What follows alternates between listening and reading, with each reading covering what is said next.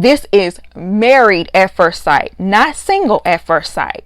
It's like, what's not clicking, sweetie? Okay, this is what we're here to do. You're here to be here with him. If you don't want to be here with him, you have no reason to be here. She wants to keep stringing this along. She wants to keep playing with his emotions and dangling a carrot so she can basically have the perks of being on this show without actually doing the bare minimum that it takes to be on the show. Welcome to La Vida Rosa. I'm your host Pinky, and today we're going to be talking about Married at First Sight. But before we begin, I would like for everyone to check out my website, lavidarosastyle.com, where you can find cute accessories like the ones I'm wearing right now. Like, comment, and subscribe. And without further ado, let's get into this video. Okay, y'all, this might be a shock to y'all, but if y'all want to see me cut all my hair off my head, the link will be in the description box. We here to talk about Married at First Sight. Y'all, once again, this episode has turned me off in so many ways. I feel like it's really negligent that an expert has not stepped in. I know they did like a confessional with Pastor Cal talking about whatever, but there really has not been an intervention from an expert. And the only people we see intervening in any way are the producers, and they are not technically equipped to do so. And honestly, we've seen more footage of Alyssa talking to the producers than we've seen her talking to him. So it's crazy to me that we haven't even seen an expert be FaceTimed in yet, a Zoom call, something, because we know it's possible. It's happened on a honeymoon before, like in past seasons. I believe Mika and Michael on their season, they were able to do a FaceTime call with one of the experts. So we know it's possible. Maybe y'all doing too many seasons back to back. Maybe y'all are doing too many spin-off shows. These couples, especially this one in particular, if you want to even call them a couple at this point, we need some sort of reprimanding to happen at this point. Because for y'all to constantly humiliate this man over and over and over with these nasty things that she's saying behind his back, and then not wanting to take any sort of accountability and no one holding her accountable. We saw a producer kind of get her together, and I'm going to get to that. But yeah, no real holding the feet to the fire. Like, this should not be happening. And I feel like they're allowing this to happen because they want the views, they want the conversation on Twitter, they want us to be mad at Alyssa. And I can't just look at Alyssa because I know too much about what goes on with TV shows and behind the scenes, and y'all are showing us a lot of the behind the scenes. So I can't help but to look at y'all and hold y'all responsible for what's going on with this as well. And I am going to get on her as well, but once again I have to call them out. Watching this man have his feelings be played with is not entertaining the same way it wasn't entertaining when it happened to Paige. Watching people be humiliated by someone else without any sort of retribution, like they're taking it as gracefully as they can, probably too gracefully. If we're going to be honest, it's not making me want to continue watching this show, because Alyssa literally is one of the worst candidates to have ever appeared on this show. She's up there with Chris. She's up there with Matt. She's up there with Luke, Zach, Katie. There are many that can be named, but she up there. So let's just get into the other couples, because not much was shown with them. Not much happened with them. It's more so on Alyssa and Chris this episode. So let's just go ahead and get these other couples out of the way. Noy and Steve, they went to a waterfall, and once again he's very adventurous and she isn't really, but she's willing to do it with him. He tries to help her float in the waterfall water. I personally wouldn't want to put my ear in that water, let alone my body. But you know what, she was a good sport, you know, even though something nipped at her foot, which you wouldn't be able to beat me up out of that water if that would have happened to me. But you know what? She ended up having a good time. He seems to be really patient with her, and you know, he seems like a very thoughtful person. So hopefully this, like, once again, hopefully this works. But we got to get to real life with them, okay? We're gonna get to real life before we start shipping, okay? Let's talk about Jasmine and Michael. I'm so disappointed because the chemistry is gone. Like, whatever chemistry they may have had, whatever hope there may have been, it just seems to be gone. And I'm so sad and disappointed because I had high hopes for these two. I don't know why, because this happens every season. She's clearly not feeling it at all. And she's going through the motions because she's already in this and she's already signed up for it. But you could tell him snapping on her the way he did turned her off. Okay, he ain't got nobody to blame but himself about that. But he seems to really be trying to push himself out of his shell and going out of his way, telling cute little bully stories and carving initials and getting in water. And you know, he's trying. I could see that he's trying. He looks like this is not how he would normally act, but he's trying because he knows that he feels it. Okay, by the end of their little outing, you know, she was hesitant the entire time, but by the end she seemed to open up a little bit and laugh and they kissed or whatever. But I hope it's not over, but it feels like the way she is interacting with him, it feels like she has a wall up now, and I'm curious to see how this progresses, but I just don't have any hope left. I'm sorry, I don't. Olajuwon and Katina, they go horseback riding. This was both of their first time. You know, he's a very adventurous person. He is very energetic and very hyper. She is very chill. Okay, she is kind of anxious and nervous when it comes to doing something like this because she's not an animal person, so I can relate on all of that. So when they're riding these horses, she's asking him to slow down, she's asking him to stop, basically slow the pace down because sensory overload. And he was being very pushy. He wasn't being patient with her whatsoever and just not listening to her. And she was telling him like, look, I need a break or slow down or da-da. And he just was not listening. He was just like, let's go, let's go, let's go, because he was concerned about the way he felt and he wanted to have fun.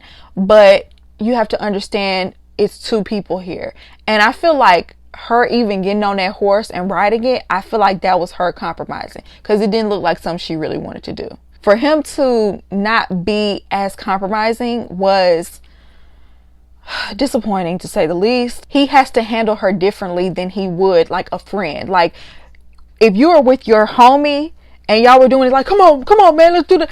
Like the way you talk to your friend is different than the way you handle your wife, especially your brand new wife. You don't know her like that. You're trying to get to know her. Tough love and pushing people, that doesn't work with everybody. Everybody responds differently. And I feel like you're going to have to learn her and not just deal with her the way you're used to dealing with people. And honestly, he's not used to being in a relationship. So you got to learn how to be in one. And acting like that is not cool. But I think by the end of this episode, he realized that he was doing too much. Hopefully he keeps that in mind for the future, child, because that man was a lot. Okay. And I probably would have snapped on him by the end of that. She was very, you know, she has a lot of patience. Maybe their personalities do match each other. So let's talk about Lindsey and Mark. When we last left off with them, they had this huge argument, and you know, Mark was out of line with telling her that he wanted to slow down at this romantic dinner after they had consummated their marriage already. It's like, you can't say you want to slow down. So he ended up apologizing for it, and they were pretty much right back to where they were. Lindsey is very forgiving, clearly, because she was right back joking along with him. So it's nice to see that they were able to move past that so quickly. Conflict is inevitable, and they both handled that well. Then we have this whole situation with his landlord slash mother figure. I'm confused about that relationship a little bit, to be honest. And she was talking about their relationship on the after party and basically saying this woman was relentlessly calling him, texting him, and basically there was a bed bug situation, I'm assuming because of his cats. So she ended up changing his lease and effectively evicting him while he was on his honeymoon. I was so confused. can you legally do that? Like, y'all, I was completely thrown off by this. Can y'all explain to me down below what is going on here? Because that didn't sound right. And basically, Lindsey was alluding to the fact that she was jealous of the fact that he got married, and the fact that she's not going to have the same access to him now that he's married. I don't know what's going on there, because how is she a mother figure and looking at him in that way? And then she even said that he has another lady friend that's married, but she constantly texts him all day as well and says, I love you. And she even messaged Lindsey and told her all about Mark and was trying to tell him that she was one of the main ladies in his life. He got a lot going on, and I don't know, is he leading these women on, or are these women possessive over him? And if so, why? I'm gonna need to know more about this, okay? Because that just what, like, she was concerned about it, and now that I heard about it, I'm a little concerned about it too, because it sounds like some red flags. Either way, she was very upset to hear about what was going on, and, you know, ready to take over and protect him. Like, you gonna move your stuff over here, and we gonna do this and we gonna do that. He easily let her take over, because she was like, look, this is what we're gonna do, and he's just like, okay. I'm just like, I don't know if you want to let her take over like that, but I guess that is your wife. I'm confused. I'm in a whirlwind of confusion right now. With that being said, let's move on to Alyssa and Chris. I feel so bad for Chris, because he is handling this with so much grace, respect, dignity, and he's actually trying. And I honestly, at this point, I don't know why. And meanwhile, this is Alyssa. I am such a nice person. I am a good person. It's disgusting that a man would treat a woman like this. It's so rude. I can't stand it. I don't even want to be next to him. Do you see what he's doing with his arms? He's so aggressive. Meanwhile, Chris is literally just swinging his arms back and forth. Oh, look at that side over there. Like,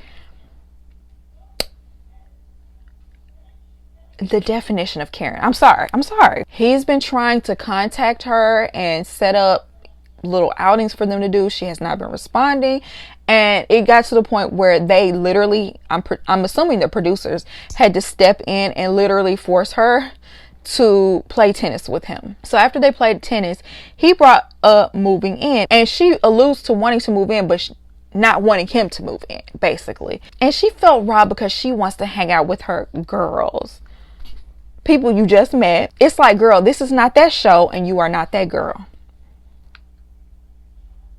This is not that show, and you are not that girl. This is literally what you signed up for, was to move in with someone. She's so strange, because she is gaslighting, but she has this condescending delivery, like everyone else in the room is an idiot but her. And when her manipulation doesn't work, she has to storm off and cry to the producers and play victim. And the only time I'm happy is when I'm by myself or with my girls. And you know what? I will get her a Spirit ticket home ASAP.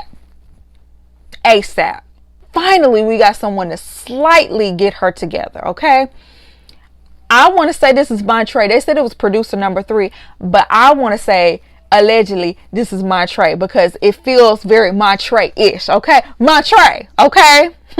If y'all were here for Mika and Michael season, y'all know exactly who Montre is, okay? Got her all the way together. This is married at first sight, not single at first sight. It's like, what's not clicking, sweetie? Okay? This is what we're here to do. You're here to be here with him. If you don't want to be here with him, you have no reason to be here. After going back and forth, she was like, okay, we'll figure it out, just not today. And he was like, soon. Okay, because we're moving in. So then they have these separate outings with couples. And Chris met up with Lindsey and Mark. And basically, he laid everything out for what's really been going on. Lindsey said that Alyssa has written him off from the jump because she's not physically attracted. And Chris was basically like, well, she never said one way or the other. Chris, it is what it is. She's not attracted to you. And I think everyone could see that. I don't care if she hasn't said it. It is kind of trifling that she hasn't just come out and said it. And Lindsey is upset because she's literally judging a book by the cover, and that she's going to regret this one day, because he could have been exactly what she needed. And honestly, she doesn't deserve it. But they commended him for being calm and being the bigger man. And Mark was like, he really thinks that he should just cut his losses. And I think everybody does at this point. Just leave her alone. Just let it go. Then Alyssa met up with Jasmina and Katina. She's framing it like she's not blaming him, but he's blaming her, and effectively doing exactly what you say he's doing, throwing him under the bus. She claims she put in all this effort, but you heard a couple of things from his family and then you didn't even want to participate with him. And Katina lightweight called her out, but Alyssa didn't have no smoke for Katina. Katina basically pulled your card, and you didn't get up and storm out when she did it, but whenever Chris tells the truth on you, you the first one to jump up. So that said a lot to me right there. Katina basically said, clearly you're not attracted to him and you just need to be straight up with him. Tell him the real.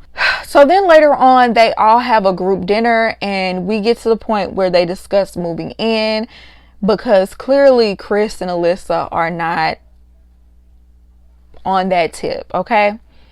She reveals that she would like to split time at the apartment. He can have the first month and she can have the second month.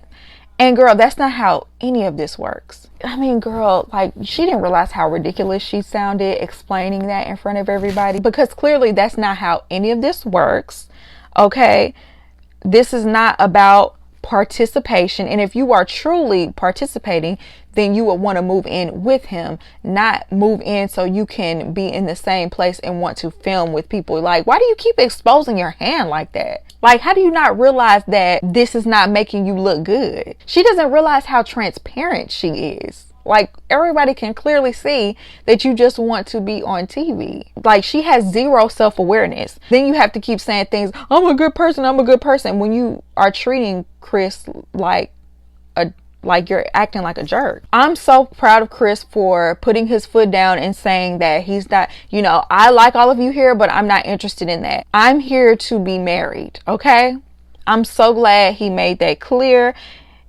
Either you're all in or you're all out. Put your foot down, Chris. He can't just keep giving his all and getting nothing in return. And then she's getting all huffy because he's not accepting her solutions. He even reduced himself to say, like, if you only give 1%, then I'm all in. I'll give my all and we'll work to try to, you know, make this work. And she couldn't even give him that. And I feel like at that point, everybody should have been able to see what was going on here. And she started crying and weasels her way out because she doesn't want to discuss this in front of them. And I could have left yesterday if I really didn't want to be here. And miss a whole day of your vacation? Girl, please. Katina and Jasmina stepped in, but it's like, girl, y'all don't know the full story. So if I was Chris, I would have aired it out. Like, I see what y'all are saying. I see y'all trying to help y'all girl, but let me tell y'all what's really going on. He didn't do that though. Lindsey and Olajuwon felt away.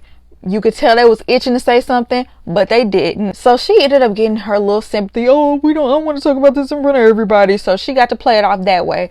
So when they were finally alone, I guess they were in the lobby or whatever, he is bringing up the fact, you know, you say we have these differences, but have you ever initiated a conversation to where possibly, you know, you could discuss these differences and maybe did you ask me, could I possibly make a change? And she's like, yeah. He was like, well, when? And it was crickets. Well, I know you want to have this conversation now. I want to have this at another time. Basically, anytime he asked her a yes or no question, a hard hitting question, she always wants to talk about it later. She wants to keep stringing this along. She wants to keep playing with his emotions and dangling a carrot so she can basically have the perks of being on this show without actually doing the bare minimum that it takes to be on the show. This is why she refuses to answer any questions, okay? And basically at this point he's like, unless you can tell me there's a chance you can have that apartment, I'm out. So once again, she knows if he doesn't participate, then she can no longer be on TV and hang out with her girls and film.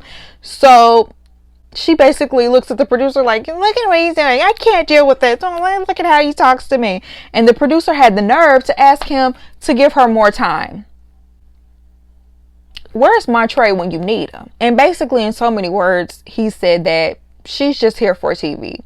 And she's like, he's assassinating my character. And it's like, girl, you're doing this all on your own. You're taking zero accountability. You're not being 100% honest. You're not being genuine. You are being fake. You're actually being very rude and mean and nasty. And you're not a nice person. You're trying to convince us you're a nice person.